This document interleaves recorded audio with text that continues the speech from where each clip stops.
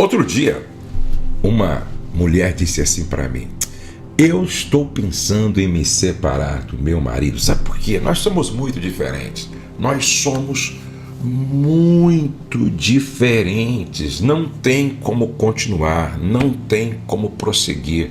Nós somos muito diferentes. Você já ouviu isso? Eu acho que você já ouviu isso mais de uma vez. Hoje eu quero falar para que serve o casamento. Olha só, o casamento serve para nos ensinar a unidade na diversidade. Se você vive essa mesma crise, então você não pode perder por nada. E se você quer aprender sobre isso, fica comigo até o final. Graça e paz, minha querida filha, graça e paz, meu querido filho. É muito bom estar com você mais uma vez para juntos nós refletirmos e nós orarmos. No final, eu sempre estou orando. Afinal de contas, nós precisamos ter um tempo de oração. Antes de vir para cá, eu estava orando, colocando o meu coração diante de Deus. E isso é poderoso, isso é extraordinário. Eu quero orar, como estou fazendo todos os dias, por todos os inscritos no canal. Você precisa fazer parte dessa grande família para a qual nós estamos orando todos os dias. Como, Josué? Se inscreva no meu canal. Não tem um botão aqui embaixo? Então, aperta nesse botão inscrever, não é? Inscrever. Aí você ativa o sininho e quando você ativar o sininho, aí você coloca todas, ok? Você então clica no botão para se inscrever, depois ativa o sininho e coloca todas. Aí você faz parte desta família para a qual nós oramos todos os dias. Se você não fez isso, pode fazer agora, tá? Agora, ok? Então o assunto hoje é: o casamento serve para nos ensinar a unidade na diversidade. Olha o que o apóstolo Paulo escreveu em Efésios capítulo 4, do verso 2 ao verso 3. Sejam completamente humildes e dóceis. Sejam completamente humildes e dóceis. E sejam pacientes, suportando uns aos outros com amor. Façam todo o esforço para conservar a unidade do Espírito pelo vínculo da paz. Se o apóstolo Paulo está dizendo, olha, sejam humildes, sejam dóceis, sejam pacientes, suportando uns aos outros com amor, olha, é porque não é fácil. Esse é o grande desafio para o casal, manter a unidade. E é interessante que o salmista, escrevendo o Salmo 133, ele disse assim: ó quão bom e suave é que os irmãos vivam em união. Olha só, ó quão bom e quão suave é que os irmãos vivam em união. Porque é como o óleo que desce sobre a cabeça e a barba, não é, de Arão. Veja só, ó quão bom e quão suave é que os irmãos vivem em união. E no final, não é, o salmista diz, porque é ali que o Senhor ordena a vida e a bênção e a vida para sempre. Mas esse é o nosso desafio. Esse é o nosso desafio. Tem casal que não consegue se entender durante uma semana sem confusão. Tem casal que não consegue se entender durante um mês sem confusão. Na verdade, ultimamente, tem casal que não consegue se entender durante um dia sem confusão. Por quê? Porque eles não entendem que unidade na diversidade requer humildade. Afinal de contas, nós somos diferentes, tá? Nós somos diferentes. Não existe duas pessoas iguais no planeta. Só pelo fato de você ser mulher, não é? E o marido homem, fêmea e macho, só aí já tem muitas diferenças, mas muitas diferenças. Por exemplo, o homem fala do que pensa, não é? A mulher fala do que sente, entendeu? O homem, ele é muito mais visual, não é? A mulher é muito mais auditiva, né? A mulher é muito mais auditiva. O homem, ele vê mais panoramicamente. A mulher vê mais detalhadamente. O homem vê mais no geral, não é? Panoramicamente. Mas a mulher, ela vê mais detalhadamente. Percebe? Então, o homem é visão panorâmica, a mulher mais visão detalhada. Só aí já há uma diferença gritante. Por quê? Porque, por exemplo, quando a mulher volta de uma viagem, ela volta contando para o marido tudo em detalhes e leva 2 horas para contar. Quando o homem volta de uma viagem, ele não diz nada. A esposa é quem pergunta: como foi a viagem? E ele diz: foi boa.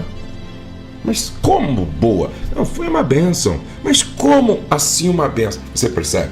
Por isso que a gente precisa aprender com as nossas diferenças. Olha só, a mulher, ela diz para o homem assim: eu quero comer algo que é gostoso e talvez seja caro.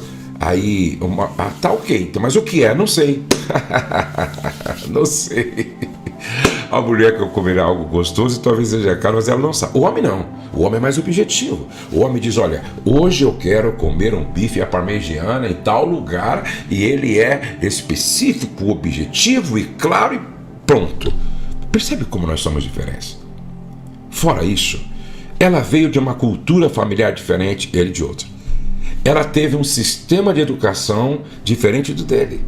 Ela olha para a mesma coisa e tem uma percepção diferente da percepção e do olhar dele. Você percebe como nós somos diferentes? Agora, vamos olhar para o nosso corpo. A Bíblia diz que a igreja é o corpo de Cristo, mas a família também é como um corpo.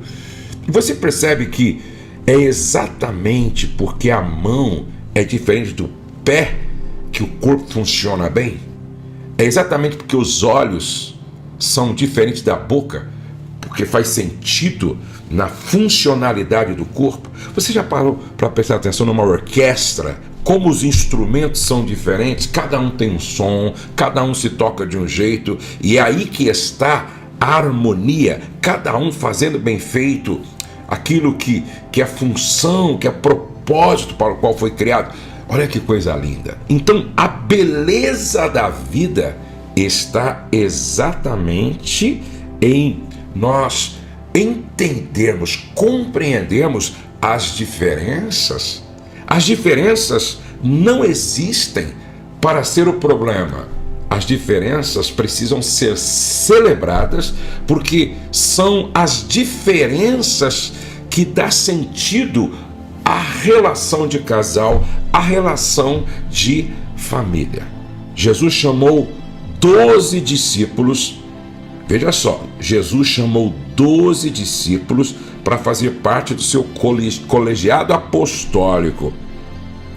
Nenhum era igual ao outro. Nenhum era igual ao outro. Percebe? Se tudo fosse igual, não teria graça. Se tudo fosse amarelo, não teria graça. Se tudo fosse azul, não teria graça. Se tudo fosse sólido, não teria graça. Então, preste atenção.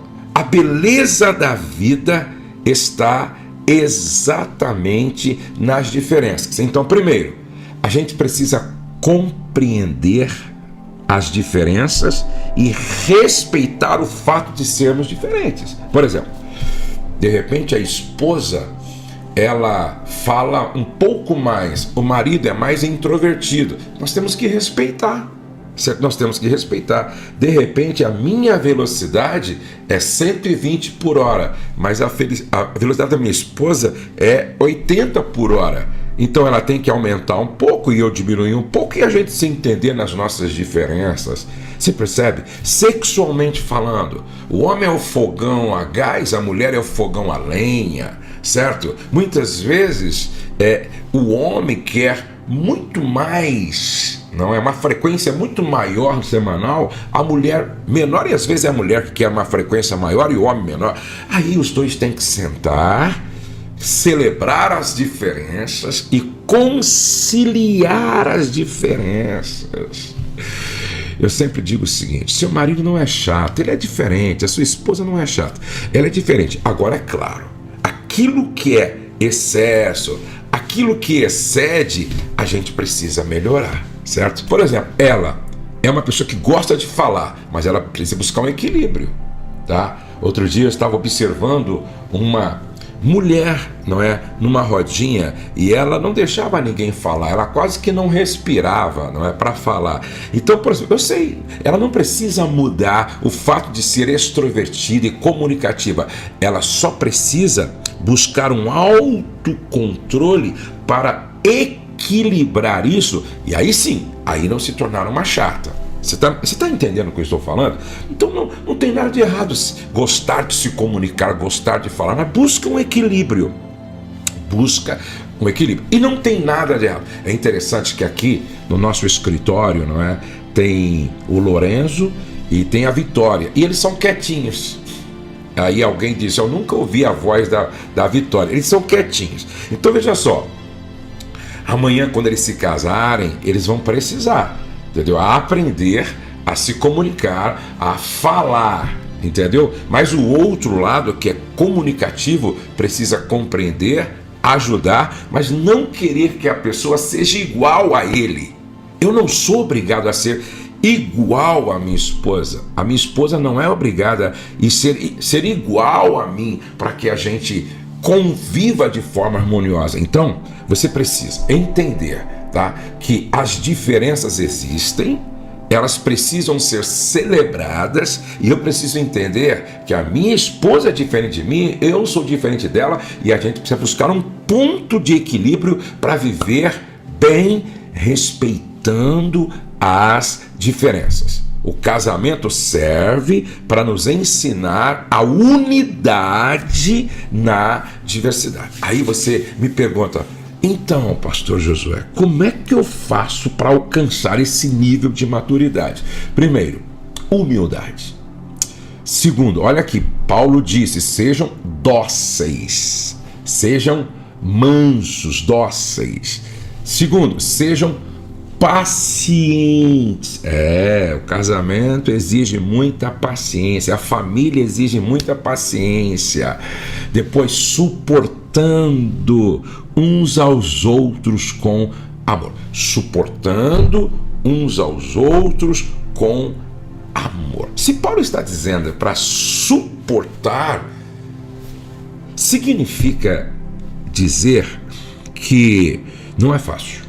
Inclusive ele diz: olha, façam todo o esforço. É para se esforçar. A gente precisa se esforçar para conviver, apesar das diferenças. Você sabia que marido e mulher se machucam no amor? Sim, é verdade. Marido e mulher se machucam no amor. Muitas vezes, na tentativa de acertar, a gente erra, machuca. Aí o cônjuge, na tentativa de acertar, erra, aí machuca. Então, como é que a gente resolve isso? A gente resolve isso através do poder curador do perdão. Exatamente.